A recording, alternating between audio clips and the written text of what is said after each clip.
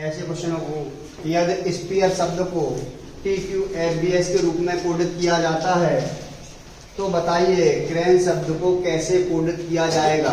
अब ऐसे क्वेश्चनों को करने के लिए हम सबसे पहले क्या करेंगे वो देखिएगा।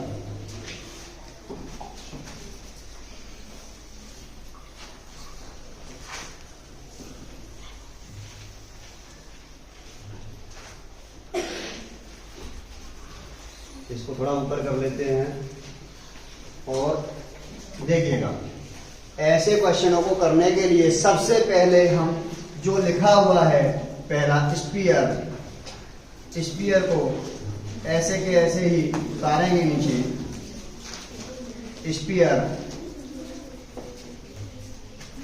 स्पीयर को हम नीचे उतारेंगे और जस्ट जो आगे वाला लिखा हुआ है वो उसके नीचे लिख देंगे।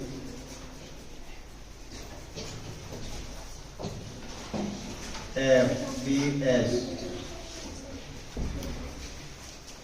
ठीक, अब इसके लिए क्या करेंगे, जैसे कि हमने बताया था कि आपको कोडिंग आनी चाहिए।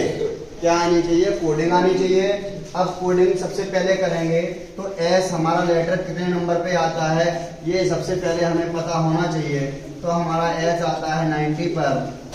उसके बाद अगला नंबर है पी कितने पे आता है हमारा वो हमें पता होना चाहिए। तो पी हमारा 16 पर आता है, ई हमारा 5 पर आता है, ए की वैल्यू 1 है और आर की वैल्यू यहाँ क्या है तो आर की वैल्यू हमारी 18 है। उसके बाद नीचे देखेंगे तो टी 20 हो गया, क्यू 17 हो गया, एफ 6 हो गया, बी 2 हो गया और एस हमारा फिर से 90 हो गया। अब कुछ वर्ड ऐसे होते हैं जिनके राज उन्हीं में छिपे होते हैं। जैसे बनाने के लिए जैसे जी है हमारा, इधर देखिए कुछ वर्ड ऐसे होते हैं जैसे जी है। अब जी हमारा ऐसे बनता है, आप लोग ऐसे बनाते हो, जी को ऐसे बनाते हैं। अगर जी की वैल्यू फाइंड आउट करनी हो तो हम इसको ऐसे और कर देंगे तो हमारा आ जाएगा। जैसे कि हमें यहाँ से दिख रहा है जैसे जी, और इसको यूं कर देंगे तो ये G7 हो जाएगा। जैसे हमें ये पता चल जाएगा जी हमारा 7 पर आता है। उसके बाद एक लेटर है जैसे H। अब H की वैल्यू हमें पता नहीं है तो कुछ नहीं करेंगे, तो इसको ऐसे घुमा देंगे नीचे तो ये इस टाइप का बन जाएगा। तो ये H8 बन जाएगा, इस तरीके से H8 बन जाएगा। इस तरीके से क्वेश्चन को हमें माइंड मेकअप करना होता है। अब हम अपने क्वेश्चन को देखते हैं।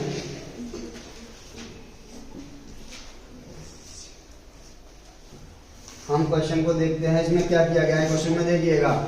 यहाँ वैल्यू 90 है, यहाँ वैल्यू 20 है। जैसे हमें लग रहा है कि यहाँ वैल्यू बढ़ रही है तो यहाँ से जब यहाँ नीचे देख रहे हैं तो हमारा +1 हो रहा है, 1 बढ़ रहा है।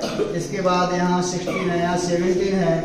यहाँ से अगर हम यहाँ नीचे देख रहे हैं तो नीचे जाने पे हमारा +1 हो रहा है।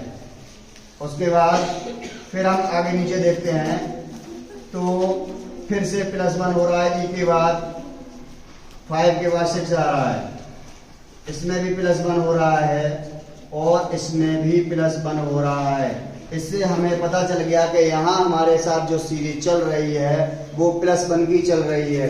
अगर वैल्यू यहाँ +1 की चल रही है तो आगे हमारा जो हमारा पूछा गया क्वेश्चन है ये क्रेन वाला, तो हम क्रेन को यहाँ आगे लेंगे, क्रेन को उतारेंगे। क्रेन आ गया हमारा और क्रेन उतारने के बाद इनकी हम वैल्यू इसमें पुट करेंगे तो देखिएगा सी हमारा 3 पे आता है, आर हमारा 18 पे आता है, ये हमारा 1 पे आता है। उसके बाद ये 14 पर आता है और ये हमारा 5 पर आता है।